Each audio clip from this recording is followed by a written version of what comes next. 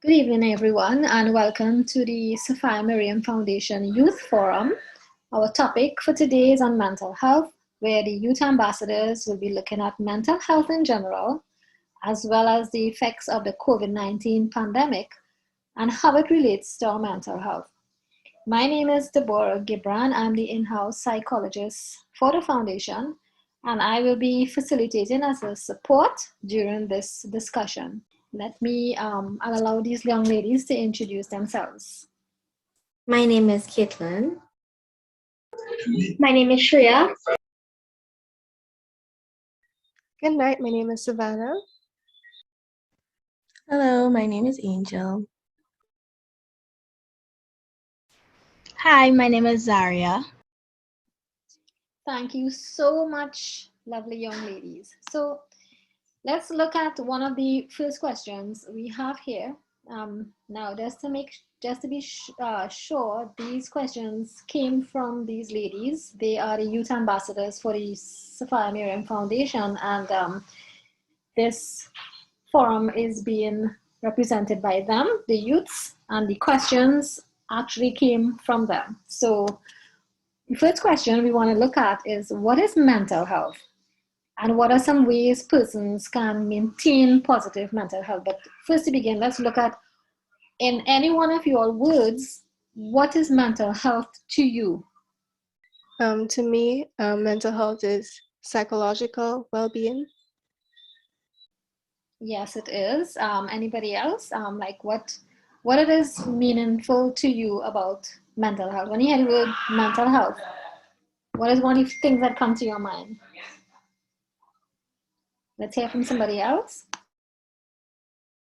Yes, I think that mental health deals with our self-being. Yes, correct. Kaitlyn, you wanted to say something too? Yes, ma'am. So I think mental health has to do with our thoughts and feelings and our problem-solving abilities, how we overcome problems, and how we connect with other people. Yes, correct.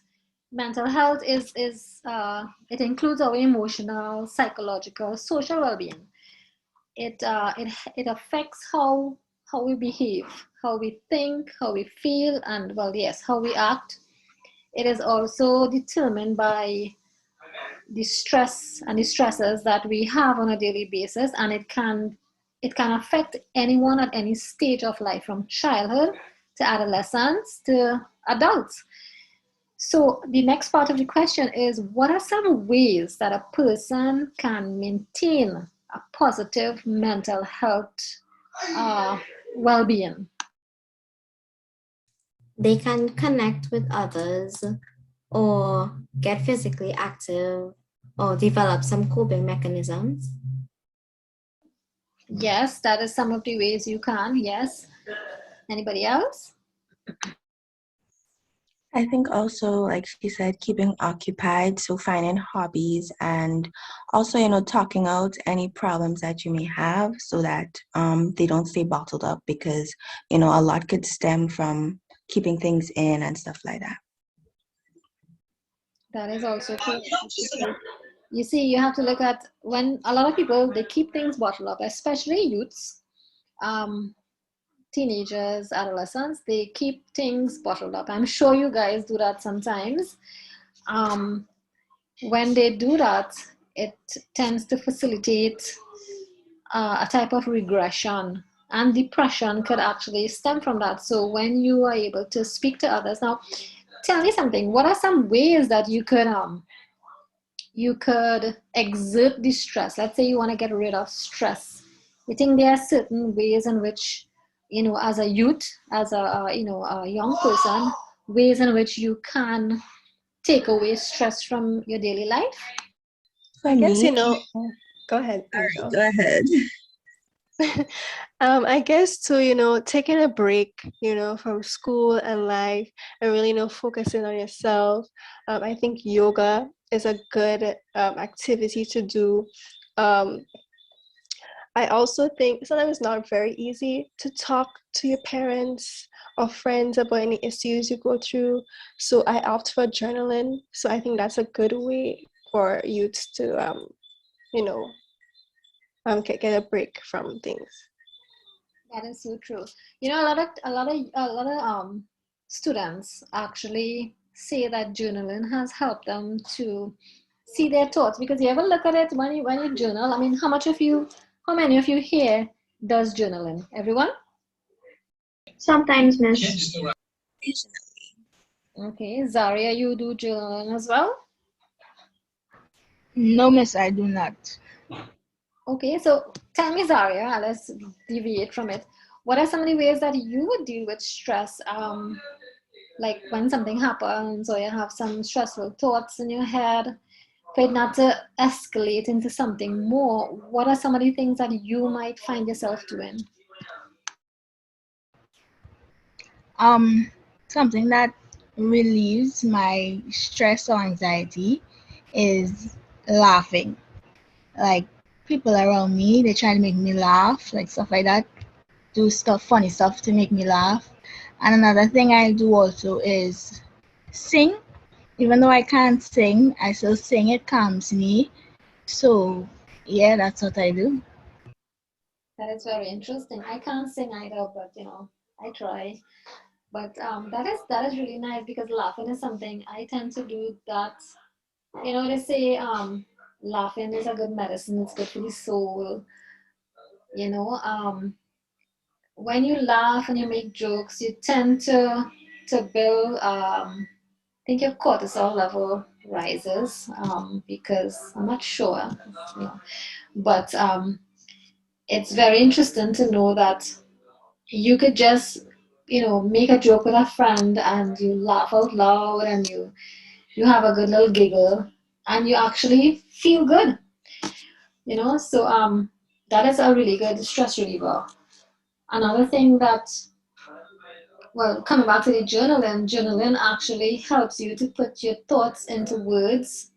And sometimes when you go back to look at, even if you're angry or sad or even happy, and something happens and you write that down and you go back sometime a week. I don't know if it ever happens to any one of you, but you go back after a week or two and you read back that entry that you did in the journal, and you realize that this was really something that helped me, or you could say that this is something that was really small at the time and look how I got over it. I don't know if that ever happened.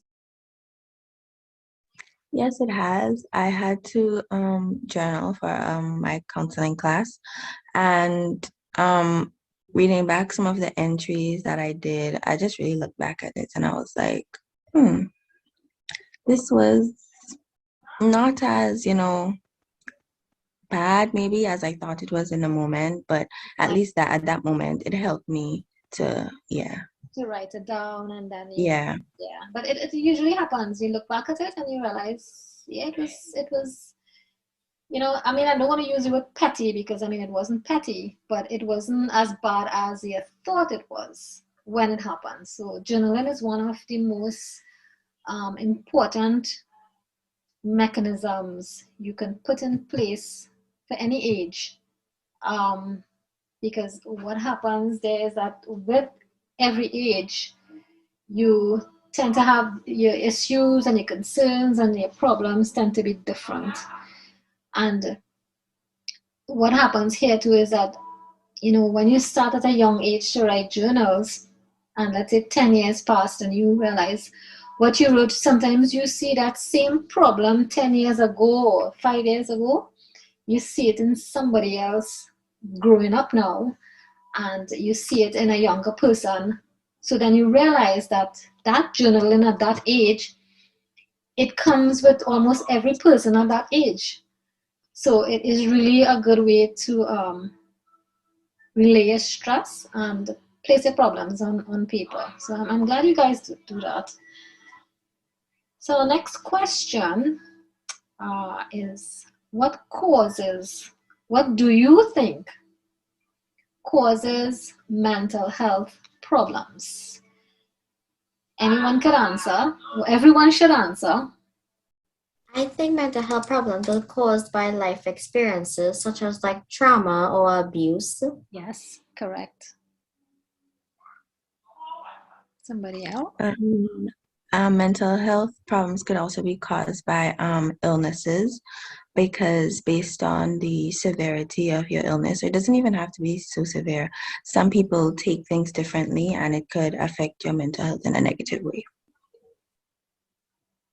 Okay, you're talking about, when you mean illnesses, you're talking about like you have anything So like diagnosis and all of that stuff. Like, okay. yes. And if you have to be like maybe in isolation due to the illnesses and stuff, these could also, yeah. Yes. And stigma has a lot to do with it too, because sometimes you might have a person you know have, let's say, cancer, and they don't want anyone else to know about it. So you would find them staying isolated, and then that will in itself raise the mental health issues that they will face. So that will become a problem eventually.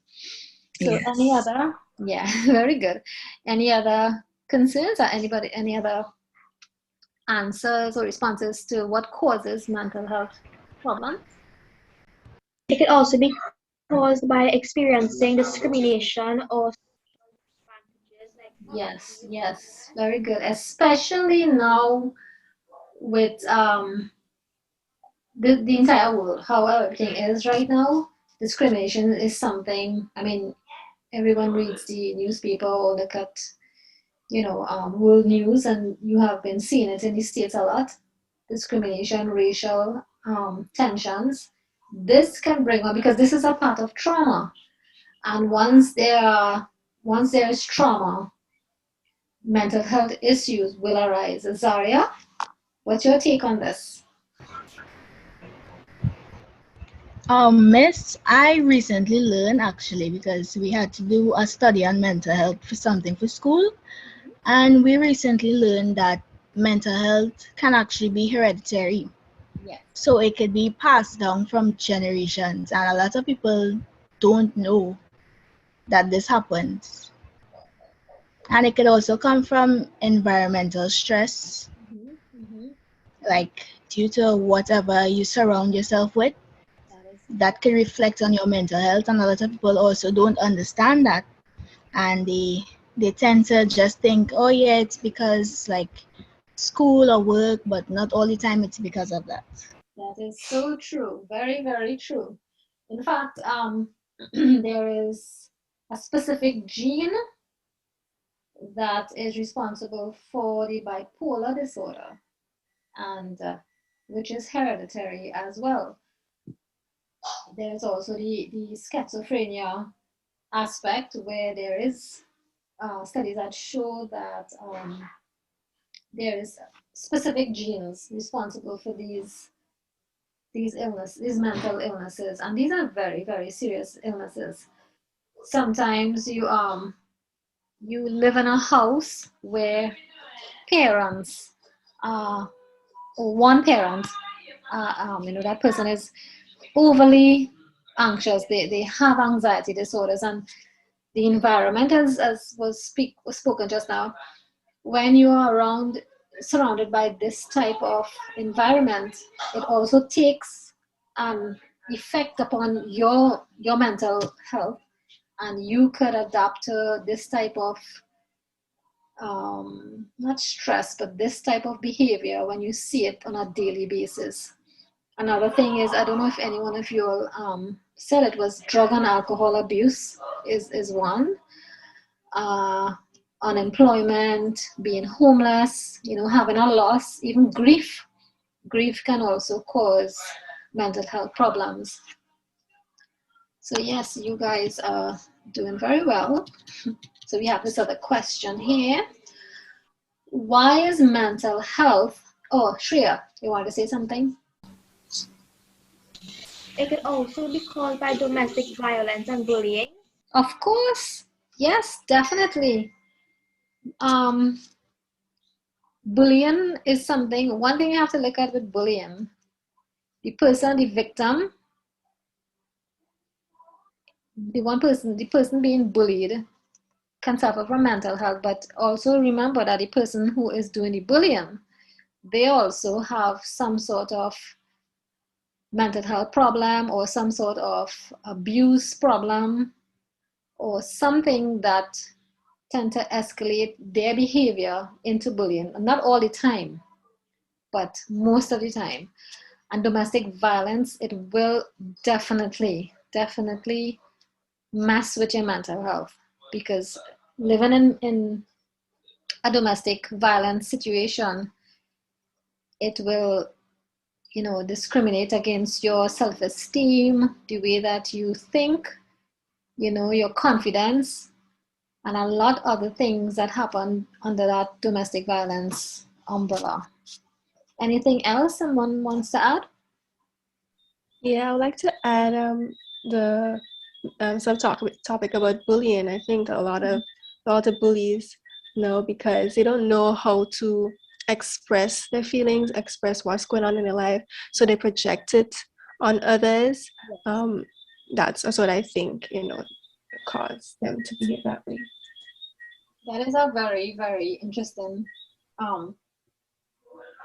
concept, though, because, well, when you do things you don't like, theorists like Sigmund Freud, they tend to tell you that projection is something of a defense mechanism, but some people uses it. They use it in a way that is very negative on somebody else. I mean, it is a defense mechanism, but at the same time, it can carry a lot of weight for the person who is the recipient then. So that's a very interesting way to look at it. Anybody else? Oh gosh, we're out of time. So here, we just have like 10 minutes, right? So Shreya, you go ahead, and then we'll do the last question. It could also be caused by physical causes like a head injury, and due to head injury, you could have an impact on your behavior and your mood. Yes, that is true. A neurological trauma or condition can cause something like epilepsy, right? And that will have an effect on your moods, because these synapses blowing out of proportion, and it can affect your behavior. That is correct. So our last question is, why is mental health awareness not prevalent in the Caribbean? Anyone wants to take that question first?